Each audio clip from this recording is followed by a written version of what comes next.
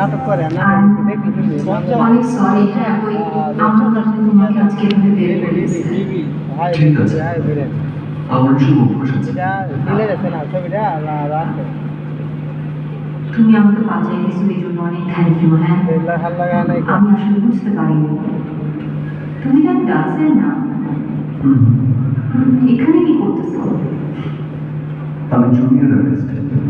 ও আচ্ছা, আপনি এখানে অনেক পুরনো না? আপনার তো পরিচিত অনেক লোক আছে। আমাকে একটা চান্সের ব্যবস্থা করে দেন। আমি অনেক ভালো অ্যাক্টিং করি। আমাকে শুধু একটা সুযোগ দেন, আমি আমি একেবারে পুরাই দেবো।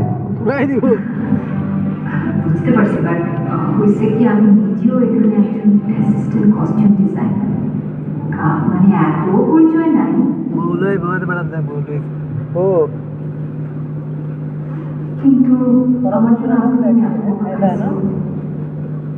সব কই দিলে শেষ হই সব কই দিলে শেষ হই আমার দুই একজন পরিচিত আছে কথা দেখছি না তোমাকে জাস্ট কথা বলাই দিব বাকিটা তোমার আচ্ছা, ওকে আমি তাহলে কবে আসবো?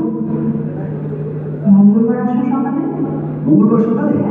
আচ্ছা ঠিক আছে, তাহলে মঙ্গলবার সকালে আমি আপনার এই বিস্তারে এসে করবো। হ্যাঁ আচ্ছা ঠিক আছে ঠিক আছে, তাহলে মঙ্গলবার সকালে কিন্তু আমি আসবো। আচ্ছা আচ্ছা। আর সরি না না ঠিক আছে।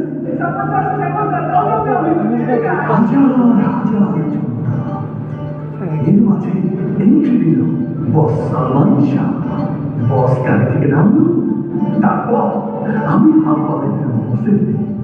বস হাত পালাই দিল আমার দিকে। ব্যাস, খপ করে বসের হাতটা কেটে দিল। তারপর বস হাত পালাই দিল মৌসুমী ম্যাডামের দিকে। মৌসুমী ম্যাডাম মৌসুমীর ছবিতে আসা ধুয়ে পেল বসে হাতে হাত। ব্যাস, শুরু হয়ে গেল রোমান্টিক। শুধু একবার, শুধু একবার, শুধু একবার বলো ভালো।